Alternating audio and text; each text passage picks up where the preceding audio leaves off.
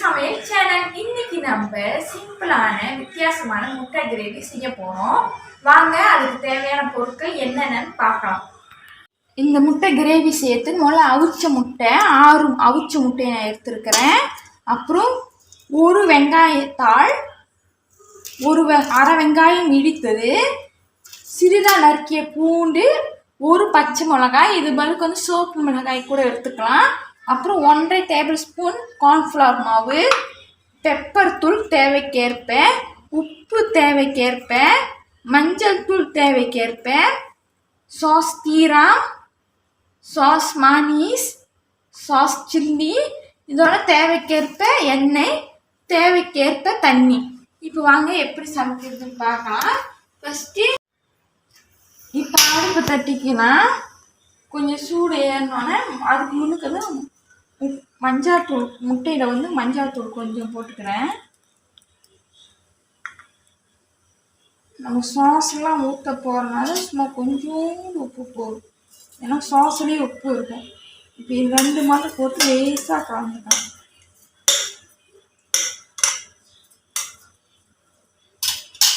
இப்போ இது இப்படி இருக்கணும். சட்டி சூடு ஆயிடுச்சு. பொரிக்கிறதுக்கு தேவையான அளவுக்கு எண்ணெய் ஊற்றிக்கலாம்.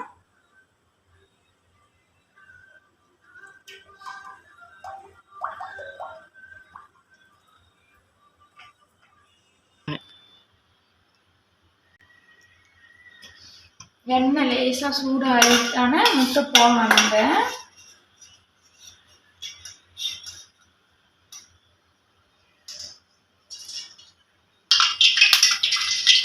இப்போ இது வந்து ஒரு பக்கம் நல்லா பொரிக்கலாம். அதுக்கப்புறம் நம்ம திருப்பி போட்டுக்கலாம்.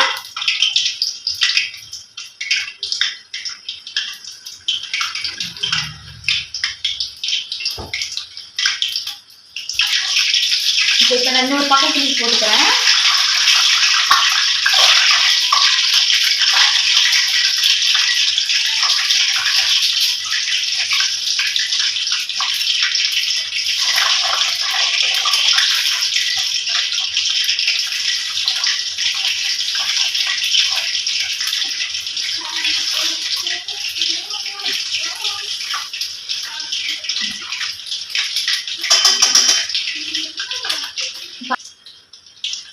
இப்போ இது வந்து நான் திருப்பி போட்டுக்கிறேன். லேசாக சொக்கை நிறத்துக்கு வரணும்.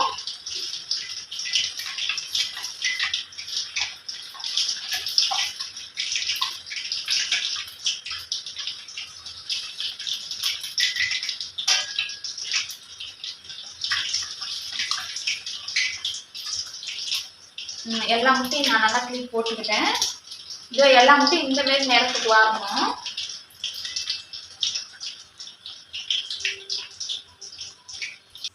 இப்போ இந்த முட்டையெல்லாம் நான் எடுத்துக்கிறேன். இந்த மாரி நேரத்துக்கு வந்துடணும்.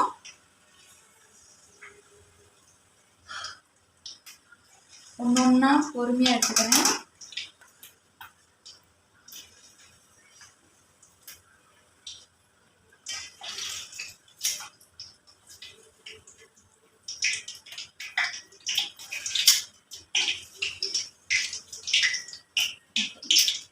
இப்போ முட்டை எடுத்தாச்சு. இப்போ முட்டை பொரிச்சதுலேருந்து கொஞ்சம் எண்ணெய் எடுத்து நான் இங்கே மங்கில் வச்சுக்கிட்டேங்க. இப்போ இந்த இதுலேயே வந்து கொஞ்சோண்டு எண்ணெய் வச்சு திருப்பி நம்ம அதுலேயே சம்பவம் பண்ணலாம். சமையலை முதல்ல சிறுசாக நம்ம நறுக்கி வச்சுக்கணும். இந்த பூண்டு இதெல்லாம் நம்ம சேர்த்துக்கணும்.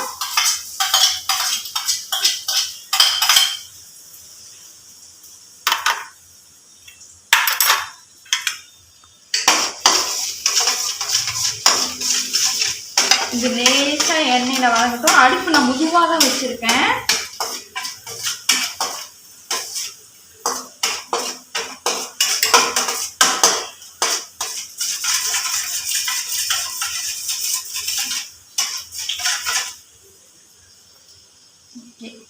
பூண்டு வந்து இந்த நேரத்துக்கு லேசாக வாங்கி பொரிஞ்ச நேரத்துக்கு வந்ததுக்கப்புறம் இந்த இடித்த வெங்காயத்தை சேர்த்துக்கலாம்.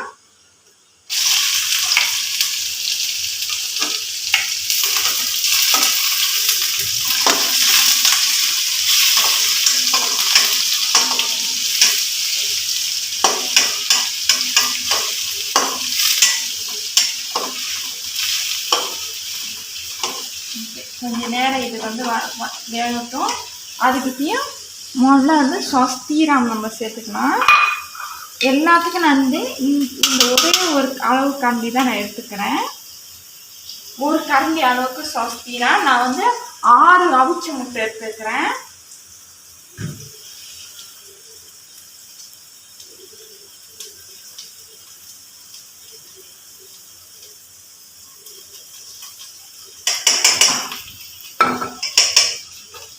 அதேமாரி கிச்சா மானிஸும் ஒரு கரண்டி அளவுக்கு, இதுவும் ஒரு கரண்டி அளவுக்கு,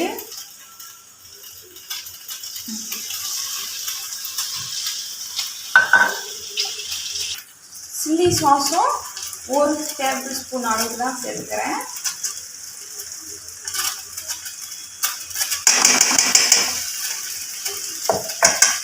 இப்போ இதெல்லாம் சேர்த்து முதல்ல கிண்டிக்கலாம்.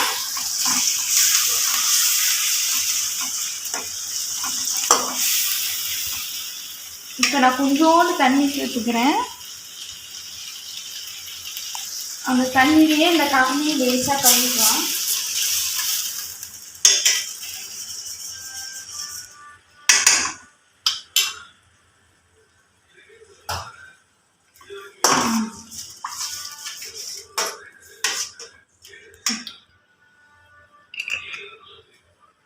இப்போ இதெல்லாம் முளை போட்டதெல்லாம் மூடி எடுத்து ஒரு பக்கம் வச்சுட்டு நம்ம இதை திருப்பி சம்பவம் பண்ணலாம்.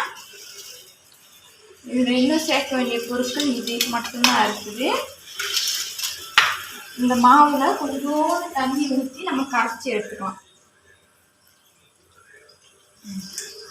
கிளாஸில் நம்ம கணக்கு பண்ணோம்னா ஒரு 1/2 கிளாஸ் அளவுக்கு தண்ணி ஊற்றிருக்கோம். நம்ம இந்த சோள மாவை தண்ணியில் கட்டி இல்லாமல் நல்லா கரைச்சிக்கணும்.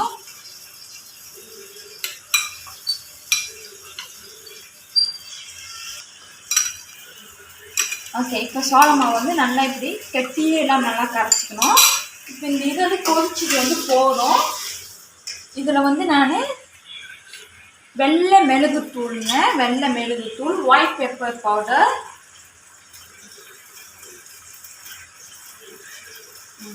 ஒரு 1/2 ஸ்பூன் அளவுக்கு நான் போட்டுக்கிறேன்.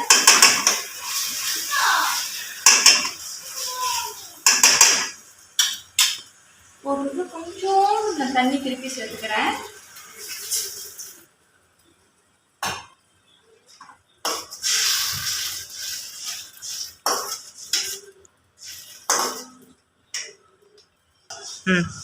இப்போ அவிச்ச முட்டை பொரிச்சு எடுத்து வச்சுட்டோம்னா அது ஒன்று ஒன்றா சேர்த்துக்கலாம்.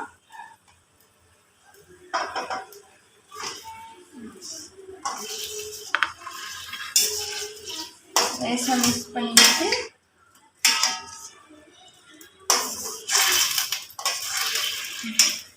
இது வந்து ஒரு திக்கான கிரேவி மாரி தான் வரும், கிரேவி இருக்காது.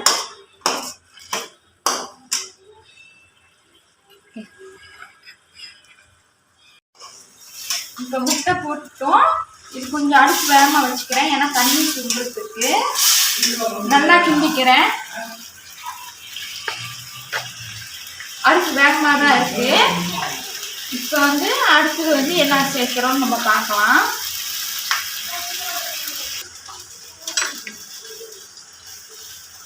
இப்போ நம்ம வெட்டி வச்சுருந்த ஒரு பச்சை மிளகாவை சேர்த்துக்கலாம். நான் விதை எதுவுமே எடுக்கலை, அப்படியே தான் வெட்டி வச்சுருக்கிறேன். சேர்த்து கிண்டிக்கிறேன். பாருங்க தண்ணி எவ்வளோ சுண்டிடுச்சு. இப்போ இந்த வெங்காயத்தால் ஸ்ப்ரிங் ஆனியனும் நான் சேர்த்துக்கிறேன்.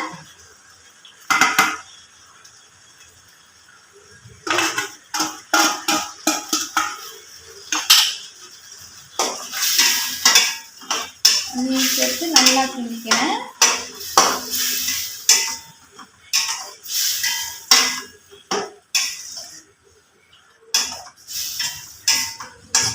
இப்போ இந்த சோள மாவை நம்ம கரைச்சி வச்சிருக்கோம்ல, இதை ஊற்றிக்கிறேன்.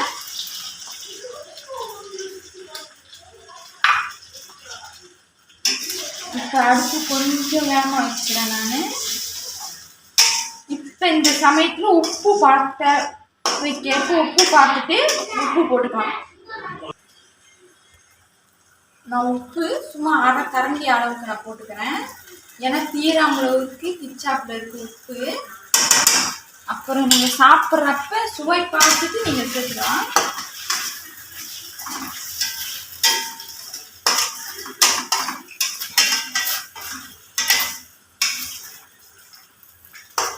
ஓகே, இப்போ ரெடி ஆகிடுச்சுங்க. ஆஃப் பண்ணிக்கலாம்.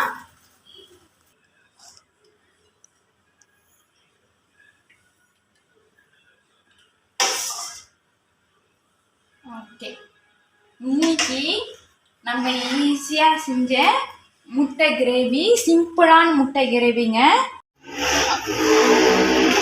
இன்னைக்கு சிம்பிளான முட்டை கிரேவியை நம்ம பார்த்தோம். இது மத்தியான வேலை சாப்பாடுக்கு சமைச்சு சாப்பிட்டா ரொம்ப ருசியாக இருக்கும். ஓகே, இதேமாரி இன்னொரு சிம்பிளான ரெசிபியோட நான் வந்து உங்களை சந்திக்கிறேன். அது வரைக்கும் பாய். இந்த வீடியோ பிடிச்சிருந்தா மறக்காம லைக் பண்ணுங்க.